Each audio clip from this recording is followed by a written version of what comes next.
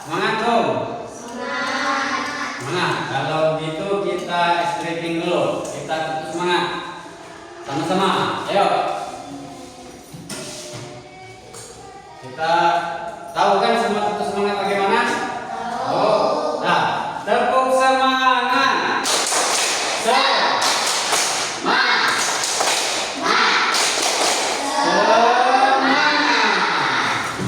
Nah, kalau gitu sebelum kita masuk ke pelajaran kita hari ini, kalian perhatikan dulu video yang ada di depan.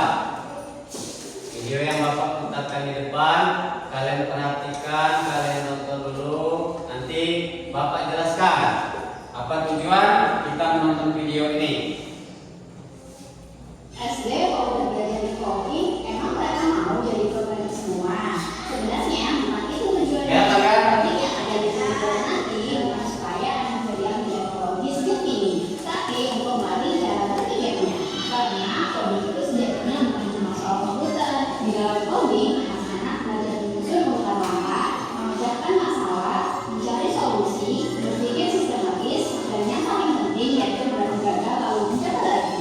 Kalau ini kita belajar membuka lewat hitungan atau soal cerita, sekarang logika itu bisa dilatih lewat algoritma sederhana. Algoritma sampai bermain game coding yang seru. Pemerintah mulai memasukkan coding ke kurikulum karena kita sedang menyiapkan anak-anak menghadapi dunia yang akan sangat berbeda dalam hidup. Dari aku dulu dia, coding itu bukan sekedar pelajaran baru, tapi bagian dari bekal masa depan mereka.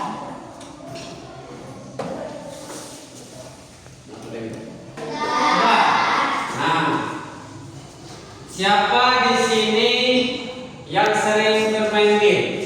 Saya Pak. Bermain game apa saja? Saya Pak. Ya.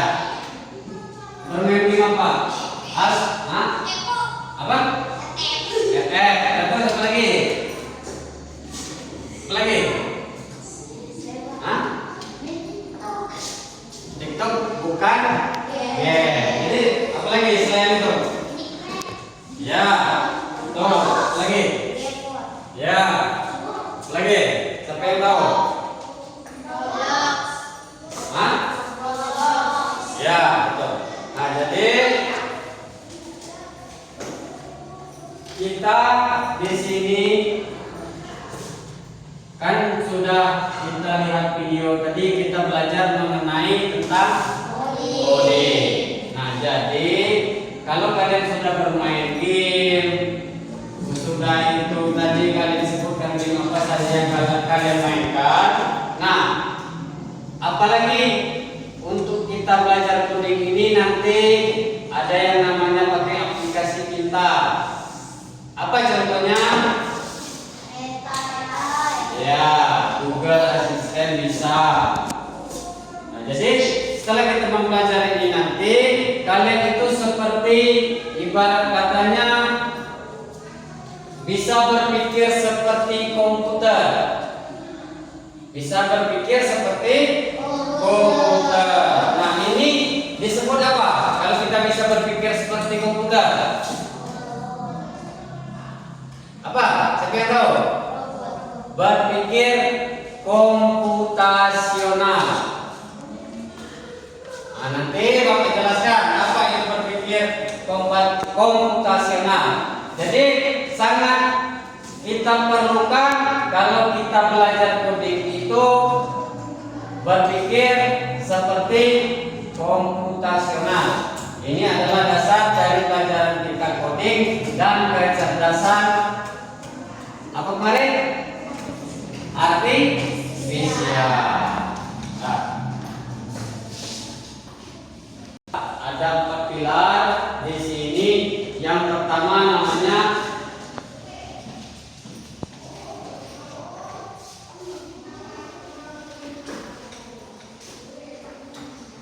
empat pilar.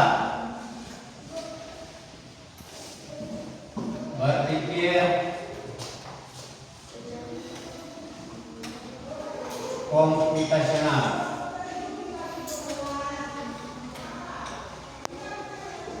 Yang pertama, dekomposisi. dekomposisi.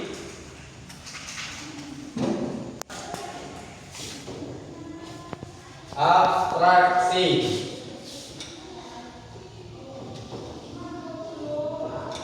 Dan yang terakhir, algoritma. Mulai dari dekomposisi, pengenalan pola, abstraksi, dan algoritma. Nah, sekarang sebelum Bapak menjelaskan secara jauh mengenai 4 pilar berpikir komputasional ini, siapa yang sudah tahu arti dari dekomposisi? Ada yang tahu? Dekomposisi tahu? Belum? Belum. Nah, jadi dekomposisi ini adalah memecahkan masalah besar menjadi kecil. Contohnya kalau untuk kita di sekolah ini, kalian pernah ke perpustakaan? Nah, apa yang kalian lihat di perpustakaan itu? Nah, buku yang ada di perpustakaan itu sudah tersusun rapi tidak? Rapi. Rapi betul? Betul rapi? Nah, jadi di situ kita akan bahas mengenai perpustakaan yang kita cari tahu apa permasalahan yang ada di perpustakaan. Contoh, misal tadi kan sudah Bapak tanya, sudah rapi apa belum bukunya. Nah, supaya permasalahan yang ada di perpus itu kita tahu, nanti kita ke perpustakaan kita lihat apakah betul atau tidak tersusun dengan rapi. Paham? Nanti kita ke perpustakaan sebentar kita lihat. Oke? Nah, kita buka perpustakaan dulu. Dalam perpustakaan itu buku tidak apa tuh tersusun, dan nanti kita susun bagaimana supaya buku itu tersusun dengan rapi. Oke? Nah, sekarang kita ke perpustakaan. Ya.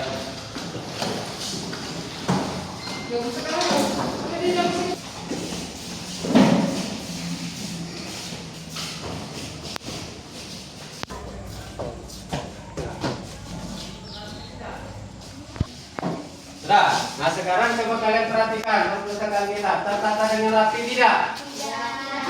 Tidak. Mengapa? Di mana yang tidak tertata rapi? Contohnya buku bacaan tidak disusun dengan buku bacaan. Sudah itu buku mata pelajaran tidak tersusun di tempat buku mata pelajaran. Nah, inilah yang dinamanya adanya studi kasus yang harus kita pecahkan. Paham? Nah, oke, sekarang kita kembali ke kelas. Kembali lagi ke kelas.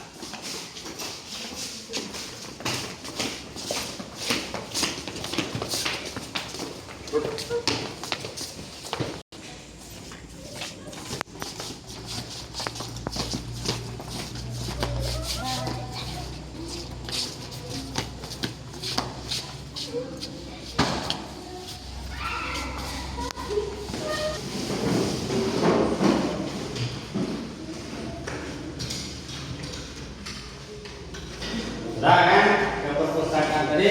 Jadi kita sudah mendengar rapi tidak tersusun dengan sebagaimana mestinya. Nah, jadi itu adalah yang termasuk ke dalam apa tadi? Dekomposisi. Nah, sekarang yang kedua, pengenalan pola.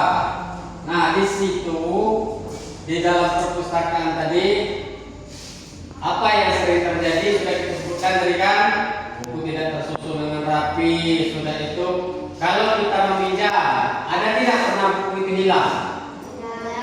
Ada tidak? Pasti ya? Pasti ada. Nah, itu sudah itu selain itu hilang, pas waktu kita di tempat yang pertama kali kita ambil, sering terjadi tidak seperti itu? Jadi itu adalah termasuk dalam pola apa yang sering terjadi. Apa ya? Abstraksi. Apa itu? Siapa yang tahu? Hal penting. Hal penting dari masalah kita tadi. Dari masalah ini. Nah, apa yang menurut kalian hal pentingnya dari masalah yang kita hadapi di perpustakaan? Siapa yang tahu di tengah? Apa? Ya? Hah? Ya, apa lagi?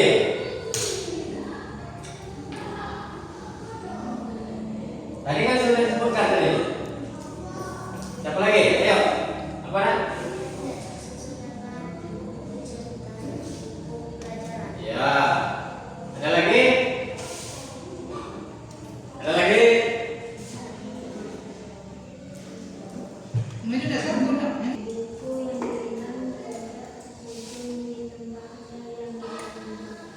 Ya, betul. Ada lagi yang lain?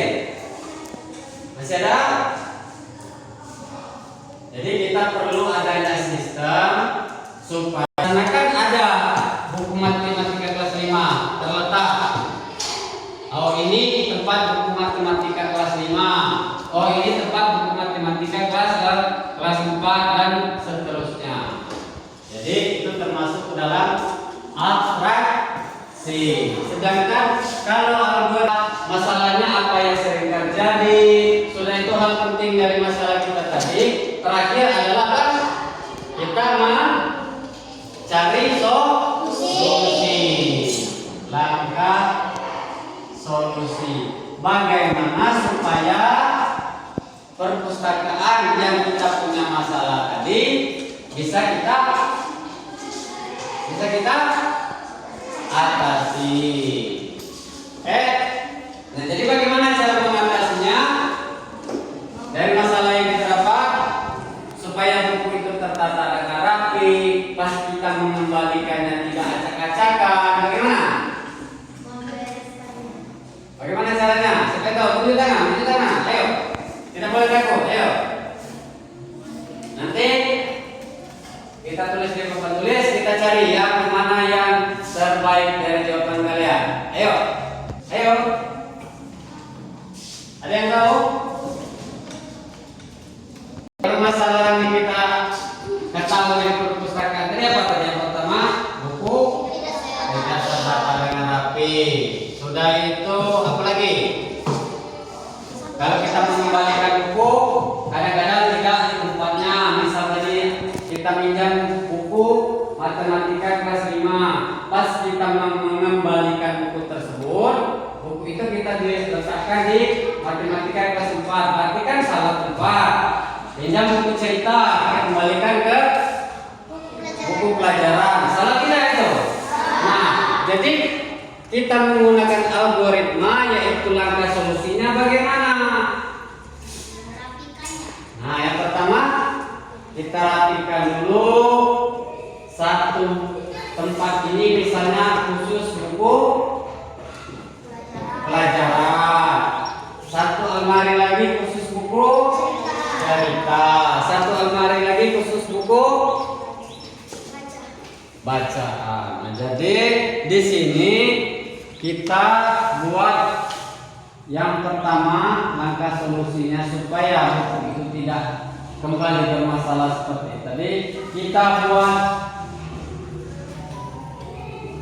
label warna sesuai kategori buku.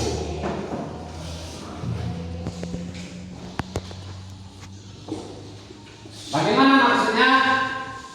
Ada yang tahu? Buat label warna. Jadi buku misalnya matematika tadi kita buat label untuk khusus pelajaran warna merah. Jadi pas waktu kita mengembalikan ini buku pelajaran warna merah, di buku itu kita kasih label.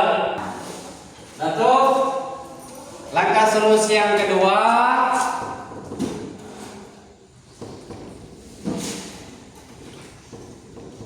Ikannya nanti kita catat kembali tanggal berapa Aira meminjam, tanggal berapa mengembalikan. Setelah itu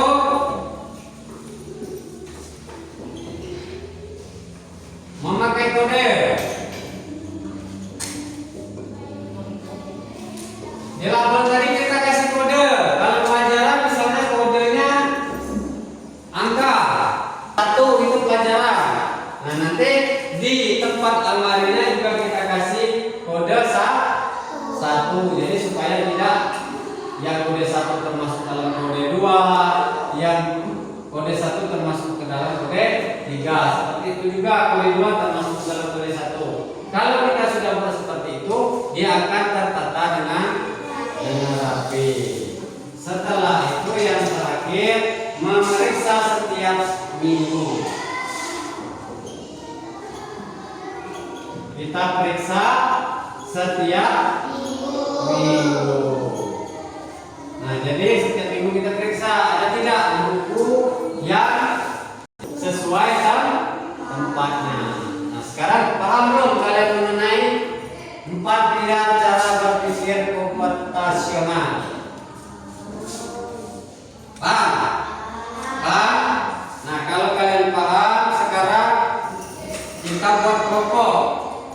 Kita buat kelompok seperti biasa. Ini kelompok 1 dan ini kelompok 2. Nah, tugasnya adalah setiap kelompok membuat bagaimana cara membuat mie instan.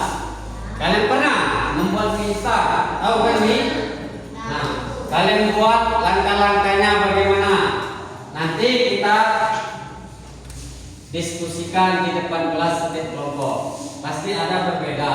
Mungkin nanti ada yang memasukkan bumbu duluan misalnya. Nah, kita kan tidak tahu. Nah, jadi buat kelompok dulu, kalian buat setiap kelompok 1 bagaimana cara langkah-langkah membuat mie instan.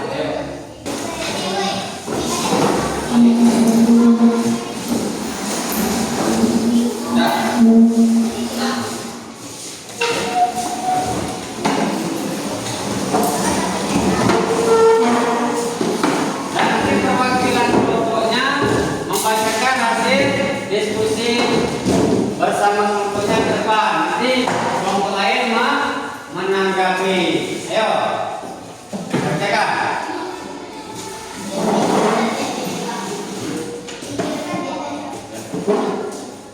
Ayo, kerjakanlah. Saya menjadi panas. Setelah itu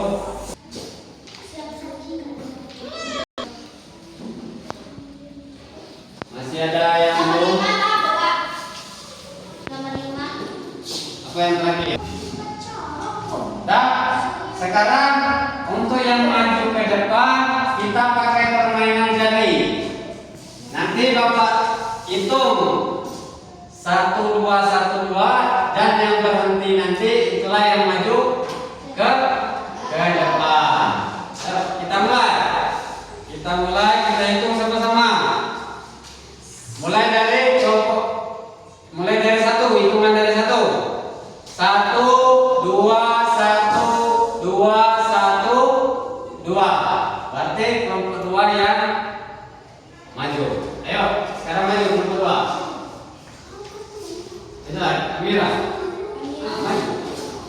Membacakan hasil diskusi kelompok. Dan yang kelompok pertama sini aja.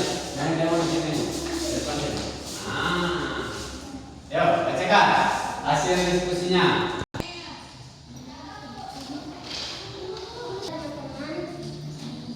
Bacakan diskusi yang telah langkah-langkah membuat mie instan. 1. Rebus air menjadi panas. 2. Masukkan mie ke dalam panci. 3. Tiriskan mie. 4. Masukkan bumbu lalu diaduk. 5. Siap bisa. Nah, kelompok berapa? Kelompok 2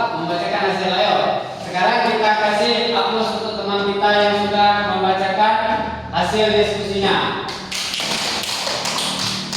Nah, sekarang kelompok satu menanggapi bagaimana cara langkah-langkah membuat mie instan. Sudah betul atau tidak? Atau masih ada yang ingin kalian bahas? Atau kalian bacakan? Ada tidak? Ada perbedaan cara kalian memasak mie-nya? Ada tidak? Ada. Ayo, sekarang tanggapi dulu yang kelompok dua tadi. Sudah baik atau belum? Hah? Sudah? Baik. Nah, kasih tepuk tangan sekali lagi untuk kelompok dua. Nah, duduk kamera dengan ini. Yuk. Sekarang kelompok satu tadi ada perbedaan kan? Ada tidak? Nah, sekarang bacakan ke depan. Hasilnya dari kelompok satu. Jangan ini atas.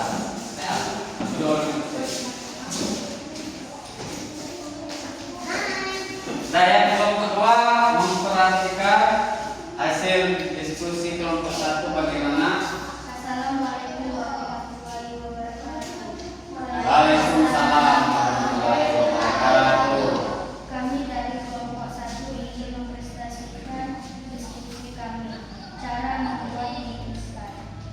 1. Merebus air hingga mendidih. 2. Mie dimasukkan dalam rebusan air yang sedang mendidih. 3. Tiriskan mie yang sudah matang. 4. Masukkan mie di wadah tempat mengikat air hingga merata. 5. Dan siap dimakan. Nah, kasih aplaus dulu untuk kelompok satu.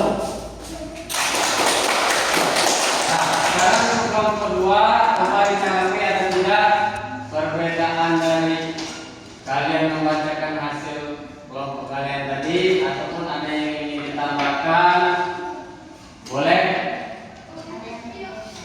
Apa yang berbeda dengan kalian dari kelompok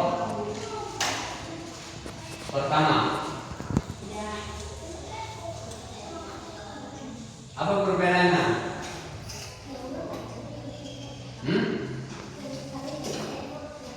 Ya kalian cara menyelesaikannya, cara memasak mie instan. Kalau kelompok satu agak panjang cara membuat mie instan.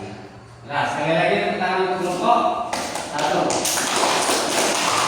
Nah, kembali ke ini. Sudah kita bahas tadi cara apa tadi?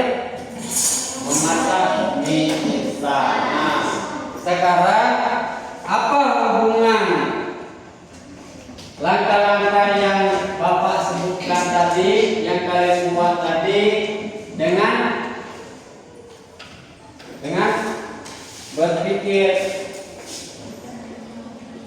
apa ini?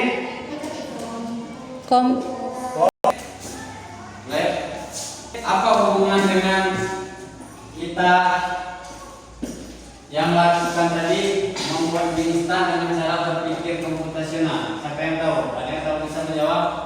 Ya, silakan Anda. Cara berpikir logis untuk menyelesaikan masalah seperti cara komputer bekerja.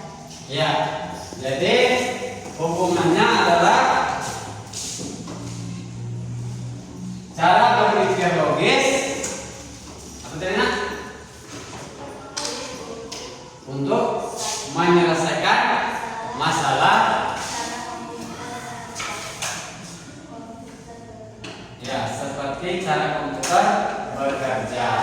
Jadi mulai dari urutan pertama, dari kita memasak, dari kita menuangkan mie ke dalam apa tadi, kita tiriskan ke dalam tempatnya, memasukkan bumbu, setelah itu kita memakannya, itu adalah algoritma.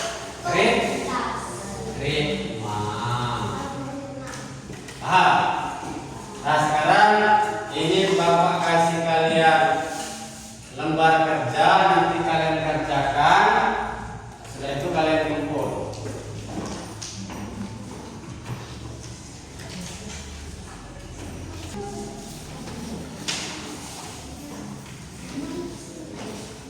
Nah, itu ada namanya kalian buat, kalian kerjakan, nanti kalian kumpulkan.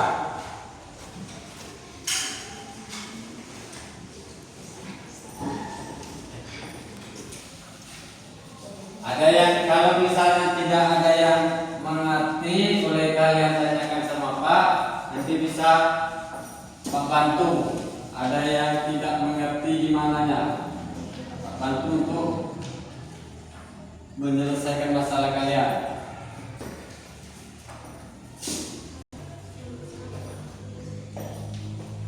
Ada yang ini yang kurang paham dari soalnya.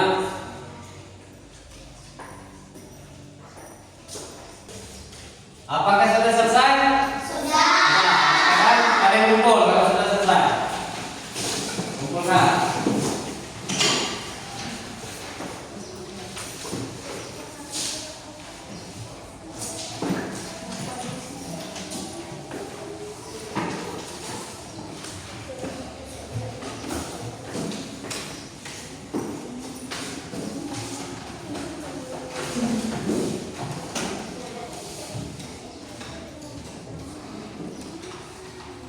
Sudah semua tadi kan? Nah, sekarang kita simpulkan pelajaran kita hari ini. Ayo, siapa yang bisa menjawab pertanyaan mengenai pelajaran yang kita pelajari hari ini?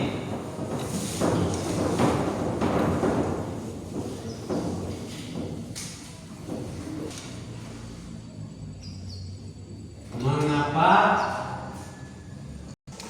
Sudah, siapa yang bisa sekarang menyimpulkan mengapa berpikir komputasional itu sangat penting? Sangat penting, Pak. Ya, kenapa? Karena Karena berpikir komputasional dapat membantu kita memecahkan masalah. ya betul. Tepuk tangan untuk temannya kita. Ayo, dari penjawabnya. Dan bisa selesaikan masalah, sudah itu bisa membuat program komputer dan bisa menciptakan kecerdasan buatan. Jadi itulah kita sangat harus bisa berpikir komputasional. Nah, sekarang sudah paham semua? Nah, kalau sudah, nanti di rumah kalian buat algoritma di dalam kehidupan sehari-hari untuk tugas kalian di rumah. Paham? Membuat apa tadi? Algoritma di kehidupan sehari-hari. Nah, itulah pelajaran kita hari ini mengenai coding.